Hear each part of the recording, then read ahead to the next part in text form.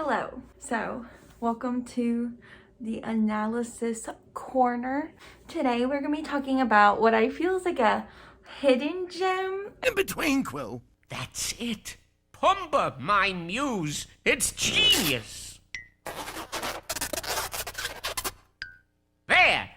Now this title's a knockout. Lion King 1.5. 1.5. So it is Lion King 1.5. Lion King 1.5 was made in 2004 and it was a straight-to-video retelling of The Lion King, but it was only told through the perspective of Timon and Pumbaa. But it's really only from the side of Timon. It shows Timon's home life and it shows him finding Pumbaa, Simba, and them finding the place they live in. It's extremely short. I believe it's only an hour and 20 minutes. So the entire voice cast actually came back for Lion King 1.5, which is pretty surprising considering it was straight to DVD. But they got back Nathan Lane, who plays Timon, Ernie Sabella, who plays Pumbaa, and even Matthew Broderick, who plays Simba. He also does a really creepy teen Simba. Someone woke up on the wrong side of the warthog. What's the matter, Pops? Had a little too much Hakuna Matata? Ooh. But it just sounds like an adult pretending to be a teenager, doing like a teenager voice. They also have some new voices in Lion King 1.5. No, they also have Julie Kavner, who you may know from The Simpsons as Marge. And they have Jerry Stiller from Seinfeld. So it's like a pretty impressive voice cast for a straight-to-DVD film. So Owen John and Tim Rice also come back for this movie, which is kind of random.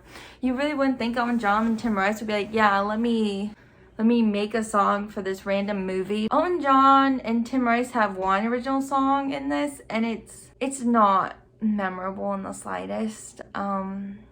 It's not great. It also cuts off early. It's Timon's solo song. It's so bland. It's the most forgettable song in the movie, and there's only 3 songs. There's also a song called Dig a Tunnel. It's not by Elton John and Tim Rice, but I like it way more than Timon's solo song. So come on, Owen John, what are you doing here? And Lion King 1.5 is directed by Bradley Raymond. Bradley Raymond didn't direct Lion King, if that's what you're wondering, since everyone else came back. No. He directed Pocahontas 2, Hunchback of Notre Dame 2, and the Tinkerbell movies. He did Pixie Hollow Games, Tinkerbell, so 2 misses and a hit. Fun fact about Lion King 1.5. It won every award at the DVD Exclusive Awards, which was an award show that was only for movies that were released straight to DVD. As you can imagine, it did not last a very long time, that award show, but apparently that was a thing. And Lion King 1.5 really swept the competition that year. So just props to the Lion King 1.5 team. I feel like Disney over the years has tried to really hide this movie, you could say. No one really talks about it that much anymore. I would also like to point out it's one of the only movies of Disney that you can find just readily available to stream on YouTube, which I think really shows how much Disney doesn't like this movie, wants it to be forgotten. Okay, so what happens to Lion King 1.5? So it starts out with Timon and Pumbaa in a movie theater, and they're gonna watch Lion King. But then they're like, actually, let's see how our story goes. Show, when it first starts, we're in this underground network of meerkats, and they're all digging tunnels, which, fun fact, is actually what they do. Props to the director and the writing team because they were very accurate on how animals act. For example, meerkats actually do have watchers that watch for hyenas, which are in this movie. They all live in families, which is shown in this movie. They all just spend all day digging tunnels at the bottom of the food chain. And Timon's tired of this. He can't stand being stuck in this family. Also, no one really likes him because he destroys tunnels. He gets distracted. 3 weeks later. He's selfish. So what they do is one day when Timon's on digging duty, they're like, he can't do this anymore. He sucks at it. So we're going to move him to guard. He goes to guard. He sings that Elton John song that everyone forgets about. No one cares about at all. And then the hyenas catch him singing it, and then they attack him. And his Uncle Max basically yells at him because he can't do anything right. His mom supports him no matter what, and his mom is like an amazing ally queen throughout this entire movie. I absolutely adore the mom. She really just wants what's best for Timon. Timon decides he has to leave, and with his mom's permission, he goes off to adventure into the new world. While walking, he runs into the monkey, as he's referred to in this movie, Rafiki. And Rafiki tells him he needs to look beyond what he sees. And Timon takes that literally and decides he needs to go to this big pointy rock, and that's where he's gonna live instead of living underground at the Meerkat Tunnel. And this movie goes really, really, really quick, because immediately, right after he decides he's going to Pointy Rock, he runs straight into Pumbaa. And Pumbaa's all alone, and he doesn't like being alone, which is actually another animal fun fact. Warthogs are solitary creatures. So the fact that Pumbaa doesn't like being alone and Timon doesn't want to be part of family really fits their oddball aesthetic. Timon and Pumbaa meet. They go and decide to find somewhere to live. When they get to the Pointy Rock, they come across Simba's coronation. And in this movie, the reason they bow is because Pumbaa farts, and they all faint from how nasty it was. And the Simba's dad mistakes it for bowing. I kind of hate fart jokes, to be honest with you, but watching the behind the scenes documentary, which you can find available on YouTube, they tell you that the reason they have fart jokes is because Pumbaa's voice actor, Ernie Sabella, is extremely passionate about fart noises and spent a lot of the recording time doing fart jokes. So I really have to respect it in this instance, to be honest with you, actually. And they basically just go house shopping, and you just see them go through like a montage of different scenes from the movie. Like I said, this movie is super quick. You go through Scar and his father fighting, Scar's lair with the scene with the hyenas dancing, Simba's I Can't Wait to Be King, and they go through Simba's dad's death. And then they finally end up at Hakuna Matata. They live their nice 20s life without kids. Then Simba gets attacked, and they find Simba, take him in, raise him as his own child. And it skips, and you kind of see Simba grow from child to teen to adult. Simba falls in love with Nala. That makes Pumbaa and Timon really insecure, so they try to stop it, which is why all these things happen in Can You Feel the Love Tonight, because Timon and Pumbaa were behind it all. And then Simba has to go off fight. Nala explains the entire plot of The Lion King. Pumbaa goes to help. Timon refuses, but then Timon realizes Hakuna Matata is not a place. It's Pumbaa and Simba, his family. And so he goes, meets with Pumbaa, and then it cuts all the way to the scene where Timon and Pumbaa are the hula dancers, and then they have to trying to stop the hyenas while Simba's fighting Scar. All of a sudden, Timon's mom is back, and so is Uncle Max, and they are like, we'll help you. We have all the meerkats here. We somehow found you here. Don't know how. Timon is selflessly brave, and he goes and risks his life to save Simba. In the end, they watch Simba become king, and everyone is happy. And then it shows them back in the movie theater, and everyone from Disney comes to watch the movie. And so that's basically what happens. Why is this a great coming of age journey? It shows a genuine journey of Timon accepting himself and his family accepting him. He has a steady relationship.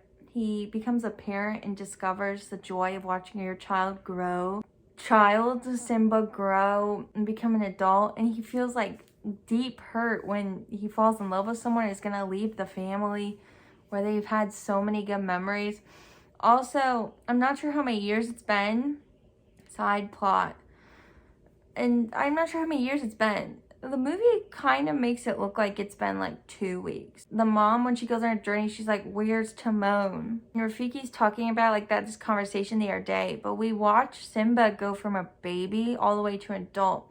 So clearly there's been a large passage of time. I'm actually not sure how long it takes for a line to mature, but I know they don't mature in like 2 weeks, or not even a week, like the way it's implied. So that's just like a little plot note. I think the directors do a good job if their goal is for the movie to be LGBT friendly, at least.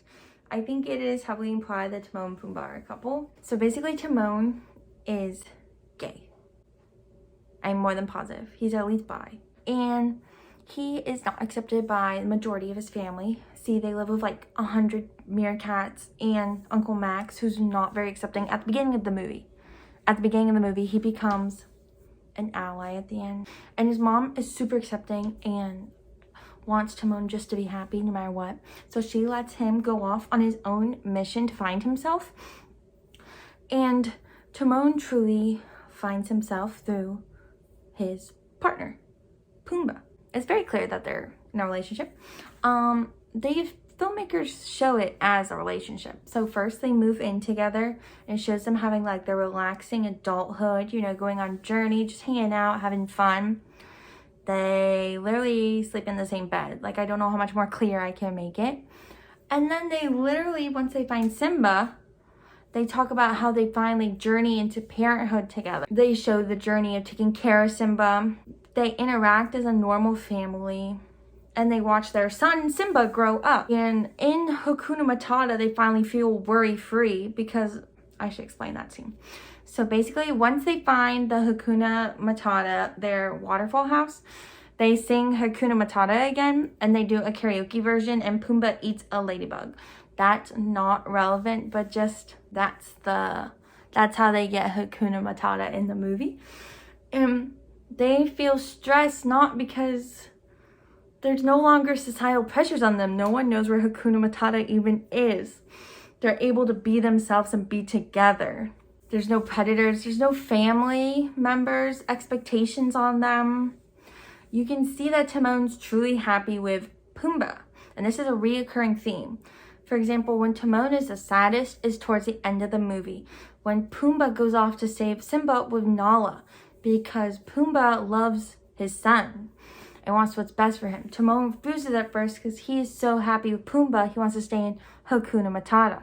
That's what I'm calling where they live, because they never say the name, they just call it in the movie Hakuna Matata.